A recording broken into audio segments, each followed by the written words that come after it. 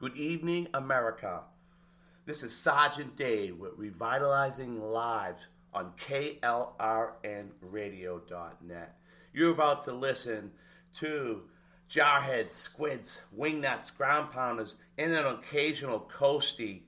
Maybe not. But most of all, I'll be advocating to patriots and veterans that get a lump in their throat when they hear the national anthem being played at a ball game. You see, one of us can be run off, two of us can be disregarded, but it shows audience together we are a movement. I'm here live at the Crown Plaza Hotel in downtown Orlando at the Shadow Warriors and Beyond the Battlefield event. Epic. Okay, we're here with Tig from Benghazi, the 13 Hour. We're here with Seth. We had the John Bastion Road project. You'll be seeing it come out. Just amazing weekend. And I have a great guest coming up. And we'll introduce you to her. And she's from K9Line.org. And very fortunate to have Maggie Beckerman back. But now she has a higher role in the chain of command, right? She's a president of the organization now, and veteran, and a Gold Star wife as well. And I just love your K9 logo. I mean, it shows like you're rappelling down like an Apache helicopter with a service dog underneath you. And what a great time to interview you on this podcast is because it's Service Dog Month. Can you tell me more about Service Dog Month? It is. So in 2008, September was recognized as the Guide Dog Month. And it was recently changed in 2013. And now they focus on all service dogs, whether they're psychiatric, they're guide dogs, they're mobility dogs, seizure dogs. They're accepting and they highlight all service dogs. And would that category be like a bomb-sniffing dog? Would that be in there? So that's a working dog as well, but that's not a service dog. Okay. That's more of a little badass pooch. Yeah, so you're educating us, and that's what we're here for, right? That's awesome, badass pooch. I like that one. Yeah. So tell me more about the history. What got you into this role, and of course the sad role of being a Gold Star wife? So back in 2013, I was actually put into a PTSD rehab. I had to learn what was I going to do for the rest of my life. I realized I wasn't going to be able to continue in the military if I wanted to grow and be productive. So I ended up getting out. While I was in that rehab, I wanted to work with service dogs, and I am a veteran. I also, I feel what many veterans have gone through.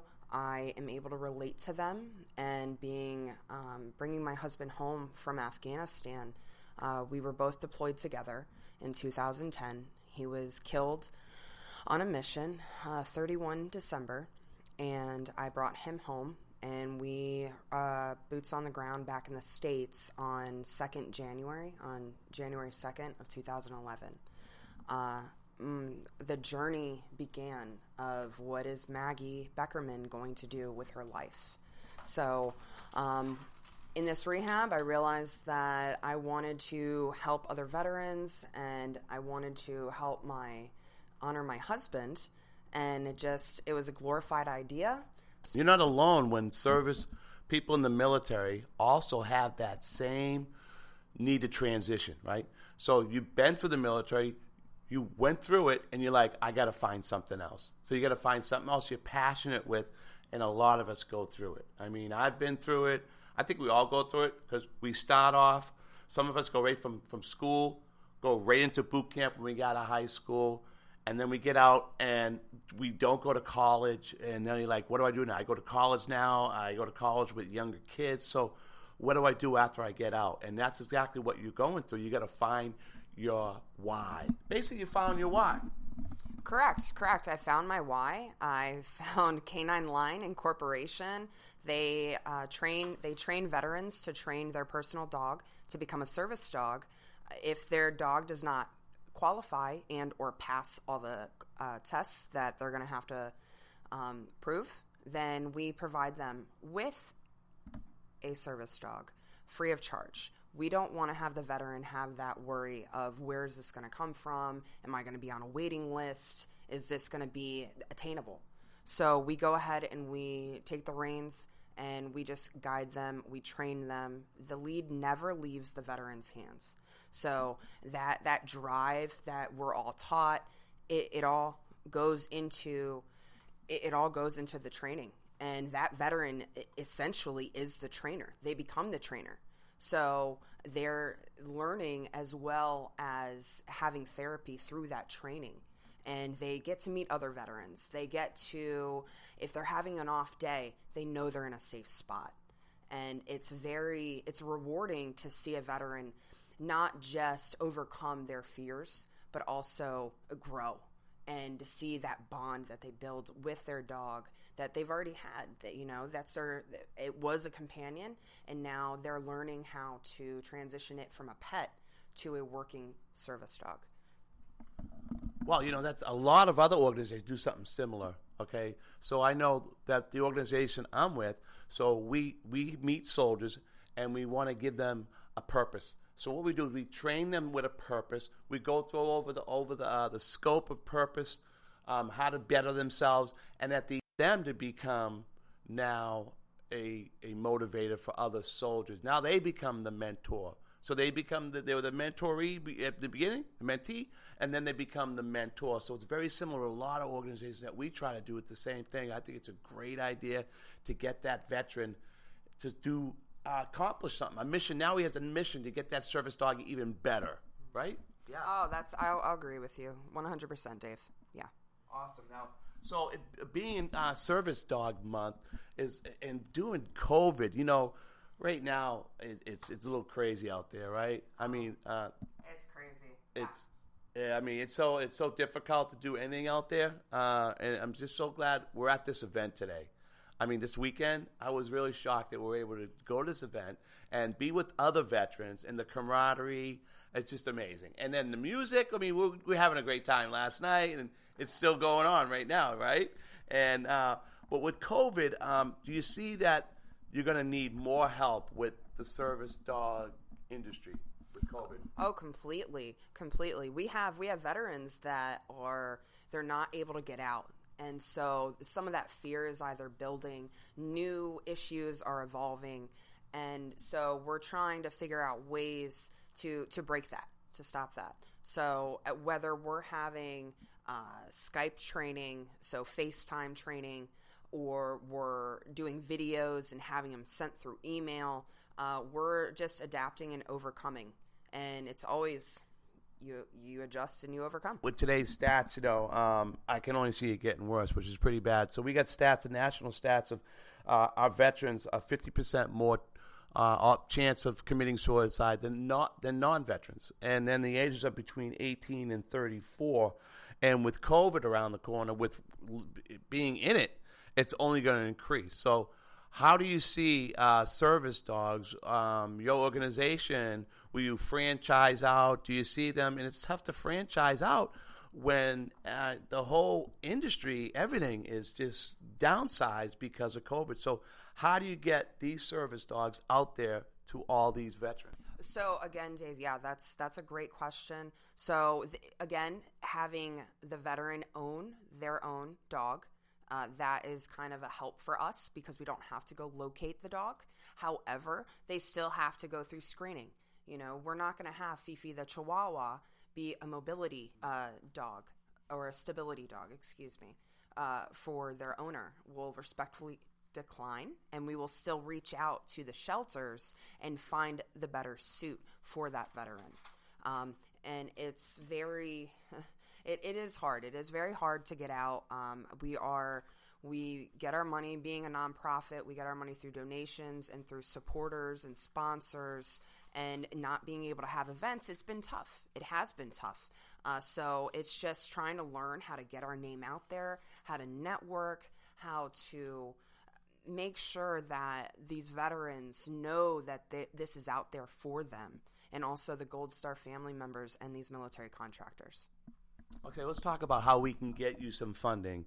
So you said earlier it's k9line.org, and so they can reach out to k9line.org and they can obviously, donate, say $1,000, and then you would return and give them a tax write-off receipt. Is that how would you do that? That's correct. Okay. And so is this a new concept of them training their own dogs? Is that something you've always done? So since we started in 2017, yes, this is something that we have started. A lot of organizations, they prefer to choose their dog because they don't want to use your personal dog because, there are qualifications and not every pet is going to be qualified as a service dog, and we have liability issues. So we do understand that. Okay, so you're based out of Jacksonville and Jacksonville and Edgewater, Florida. Edgewater, Florida. So you're Florida based. Yes. So right now you haven't franchised out yet. Not yet. You're going to stick in Florida because Florida's good. It's the highest. Base. It's the home base, and it's the highest veterans compared to California, I think. So that's why you see a lot of veterans coming to Florida, and because what's going on in California is burning, and a lot of the right now the prisoners are running the asylum. What's going on in our society right now. So I can see you expanding in Florida, and we want to get them out to canine.org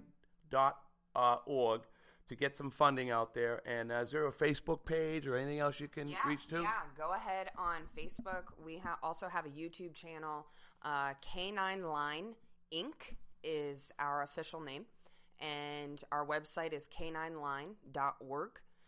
YouTube, I will have to look that up because that's something we did just start. So once I get all that information, I'll push that forward to you as well. How about Instagram? Have you guys got the Insta? I don't know if we're Insta service dogs yet, but that is something we will be expanding Instagram, out to. I'm almost there yet. People are talking more about Instagram right now, but how about Facebook Live? Have you done anything on Facebook Live yet? We do show the training sometimes. We'll do Facebook Live with training to show others what we actually do, to show that the veteran either is doing this and the trainer's doing that, and also just to show them that this is real. This is something very real, and this is very attainable as well. A lot of veterans get discouraged because they weren't canine handlers in the military. So, we have an engineer or a mechanic. He wasn't taught handler school. So we teach them what they need to succeed. Well, I think it'd be an easier transition too, because you're not really supplying the service dog. And then, like you said, they're already acclimated to their own pet. So basically, you need them to reach out to you, or can you reach out to them? How would you to market your organization? What's the best way for marketing, do you think, that you could use? Because, I got 45 Facebook groups I'm involved, okay? So how would I market your group on, let's say, a Facebook post? How would I do that? You can just be as blunt and to the point as possible. That's what we're taught in the military, be concise and clear. So just saying, hey, if you're a veteran, if you're a Gold Star wife, I'm a Gold Star wife. If you're a Gold Star, if you're a veteran, if you're a military contractor, then go ahead and reach out to canineline.org, file for an application, and look into them and see what we have to offer. What we'd like to do is get that application, have it available, so when people do respond, I'll get that application to them right away, or they get a hold of you. But just as them to see the application as you're promoting it might help them get there quicker, maybe, possible. But, talk to the chain of command, how that works, And it's so great to see all three. The whole staff is here, right, pretty much? Yeah, we do have a few of our staff members here. The CEO, the president, and also our secretary is here as well. That's awesome, and I see so many service dogs that are at this event. I've never seen so many service dogs. Are they all from you guys? No, they're actually not all from us. However, it's great because we have a Great Dane. One, he's helping with stability. There's a lab. She's helping with seizures. We have a psychiatric dog that's helping with PTSD.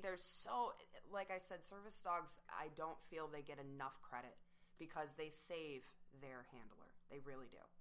And this is Service Dog Month, people out there, okay? So next time out there, don't pet the service dog, okay? You got to remember that. There's a little sign on it. Don't pet the service dog.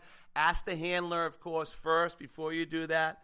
And let's respect our service dogs out there and, of course, the people behind them. And let's welcome them home. And I just want to give you the last minute here, and go ahead and give us what you want for the last minute of the show. All right, thanks, Dave. I appreciate it. All I want to say is if you are interested in training your dog to be a service dog, you're a veteran, a military contractor, or a Gold Star family member, go ahead on canineline.org and check us out. If it's something that you are interested in, reach out. We'd love to help you. And they're great people. You know, they're compassionate, and they're all about veterans helping veterans, and they're veterans as well.